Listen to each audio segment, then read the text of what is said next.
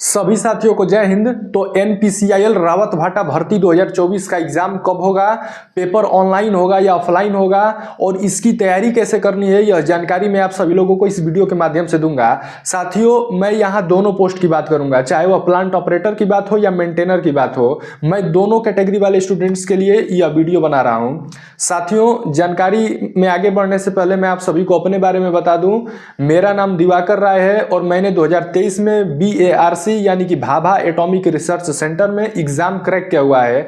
आप अपनी स्क्रीन पर देख सकते हैं। तो मेरे भाई सेलेक्टेड हैं और सिलेक्शन दिलाएंगे आप सभी लोगों का। इसके लिए क्या करना होगा, यदि आप हमारे चैनल पर पहली बार आए हैं तो प्लीज चैनल को सब्सक्राइब कर दीजिएगा और इस वीडियो पे एक प्यारा सा लाइक कर दीजिएगा। आइए बात कर लेते हैं कि इसकी परीक्षा कब होगी। तो साथियों, हमारे कई सारे स्टूडेंट्स एनपीसीआईएल में जॉब कर रहे हैं और BARC में भी कई सारे हमारे फ्रेंड्स हैं। तो उनसे हमारी बात हुई है तो यही इन्फॉर्मेशन निकल करके आ रही है कि 15 जनवरी तक आपको इसका एडमिट कार्ड देखने को मिल जाएगा और जैसे ही एडमिट कार्ड आएगा उसके 20 से 25 दिन के बाद विभाग आपसे परीक्षा भी करा लेगा।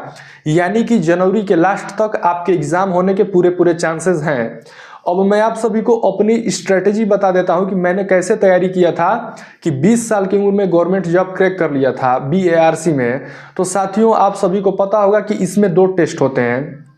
पहला होता है प्रिलिमिनरी टेस्ट, जो कि बस क्वालिफाइंग इन नेचर होता है, आप इसको इजीली क्वालिफाई कर लेंगे, यह पेपर आसान ही आता है।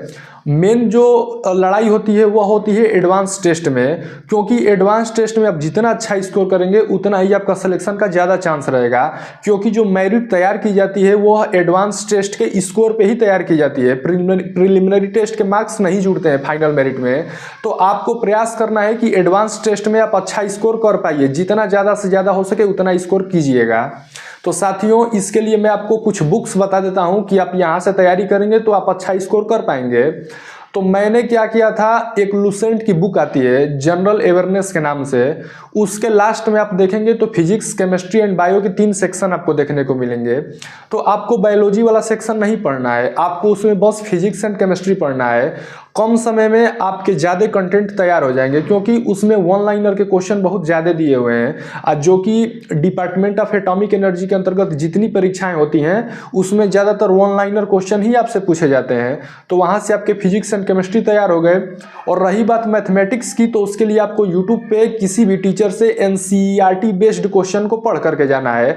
बहुत ज़्यादा हार्ड क्वेश्चन नहीं पूछा जाता है, ईजी टू मॉडरेट लेवल के क्वेश्चन आपसे पूछे जाते हैं। तो आपको बहुत ज़्यादा घबराने की जरूरत नहीं है। अब ज़्यादा समय नहीं बचा एग्जाम होने में, आप जम करके तैयारी करिए और इजीली एग्जाम को क्रैक कर सकते हैं। साथियों, हमने अपने यूट्यूब चैनल के प्रोफाइल पर इंस्टाग्राम ID का लिंक भी दिया हुआ है। यदि आपको कुछ डाउट हो, कोई प्रश्न हो, आपको हमसे पूछना हो, तो आप वहां पर जा करके हमसे आप पर्सनली क्वेश्चन पूछ सकते हैं। मैं आपको समय मिलते ही सबको बारी बारी से रिप्लाई कर दूंगा। साथियों, बहुत सारे बच्चों के यह डाउट्स आ रहे थे कि सर इसका पेपर कहाँ कराया जाएगा, इसका सेंटर कहाँ होगा। तो मैं आपको बता दूं कि इसका एग्जाम देने के लिए आपको राजस्थान ही जाना होगा, इसी के प्लांट रावत भाटा साइट पे ही, क्योंकि एनपीसीआईएल के जितने सारे एग्जाम्स होते हैं वो अपने साइट पे ही कराते हैं। तो आपके एग्जाम देने के लिए राजस्थान ही जाना होगा। यह डाउट आप सभी का क्लियर हो गया होगा, आई होप। और बता दूं कि बहुत सारे बच्चे यह भी पूछ रहे थे कि सर इसका पेपर ऑनलाइन होगा या ऑफलाइन होगा। तो साथियों, मैं आपको बता दूं कि इसका जो पेपर है वो ऑनलाइन होगा कि ऑफलाइन होगा, इसके बारे में अभी कहना कुछ उचित नहीं होगा, क्योंकि ऑफिशियली कोई अपडेट नहीं आया है कि इसका पेपर ऑनलाइन होगा कि ऑफलाइन होगा। यदि आप मेरी माने तो इसका पेपर ऑफलाइन होने के ज़्यादातर चांसेस हैं, क्योंकि एनपीसीआईएल शुरू से ही पेपर अपना ऑफलाइन कराता हुआ ही आया है और इस बार भी ऑफलाइन ही कराएगा, क्योंकि तभी तो वो आपको राजस्थान बुला रहा है अपने प्लांट पे। यदि ऑनलाइन कराना होता तो वो आपके होम डिस्ट्रिक्ट के आसपास ही सेंटर दे देता, ऑनलाइन सेंटर, लेकिन इसका पेपर के लिए राजस्थान जाना होगा और यह पेपर ऑफलाइन होगा। यह भी बात आप सभी को क्लियर हो गई होगी, आई होप। साथियों, पहले क्या होता था कि प्रिलिमिनरी टेस्ट और एडवांस टेस्ट के बीच में आपको 30 मिनट का गैप दिया जाता था, परंतु इस बार से यह गैप को खत्म कर दिया गया है। यानी कि जैसे ही आपका फर्स्ट पेपर खत्म होगा, सेकंड पेपर तुरंत आपको स्टार्ट करना होगा, बीच में कोई गैप नहीं दिया जाएगा। और साथियों, आप में से जितने भी स्टूडेंट्स ने एनपीसीआईएल नरोड़ा का एग्जाम दिया होगा, आप सभी को पता होगा, वहाँ पर बहुत सारे बच्चों ने मुझसे पूछा कि सर वहाँ पे मतलब बहुत सारे बच्चे आपस में बात भी कर रहे थे, लेकिन यह गवर्नमेंट की भर्ती है सेंट्रल गवर्नमेंट की, उसमें इस प्रकार की गलतियां नहीं होनी चाहिए। थोड़ा सा नियम को स्ट्रिक्ट करना चाहिए, क्योंकि किसी भर्ती में बच्चे आपस में बात कर रहे हों, यह बात अच्छी नहीं है। क्योंकि बच्चा सालों साल मेहनत करके पेपर देने के लिए जाता है और वहाँ पे इस तरीके की हरकतें हों तो बच्चों का मनोबल डाउन होता है। मैं इसकी कड़ी निंदा करता हूँ। साथियों, एनपीसीआईएल में इस बार भर्ती काफ़ी अच्छी आई है।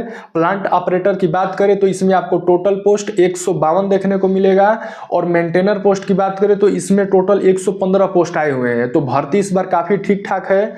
इससे पहले एनपीसीआईएल के प्लांटों में इतनी भर्ती मुझे नहीं देखने को मिली है, तो इस बार भर्ती काफ़ी अच्छी आई है। तो आप लोग मेहनत कर दीजिए, थोड़ा सा आपका सिलेक्शन ईजिली हो जाएगा, क्योंकि इसमें बहुत ज़्यादा कंपटीशन होता नहीं है जनरली।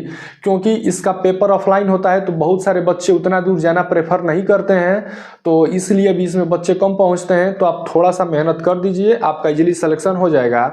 तो साथियों, इस वीडियो में इतना ही। एनपीसीआईएल से जुड़े अपडेट्स मैं आप सभी को इसी अपने यूट्यूब चैनल के माध्यम से देता रहूँगा। जैसे ही कोई इन्फॉर्मेशन निकल कर आती है, मैं सबसे पहले आपको इन्फॉर्मेशन दूंगा। तो बस चैनल से जुड़े रहिएगा और हमारे चैनल को सब्सक्राइब कर दीजिएगा।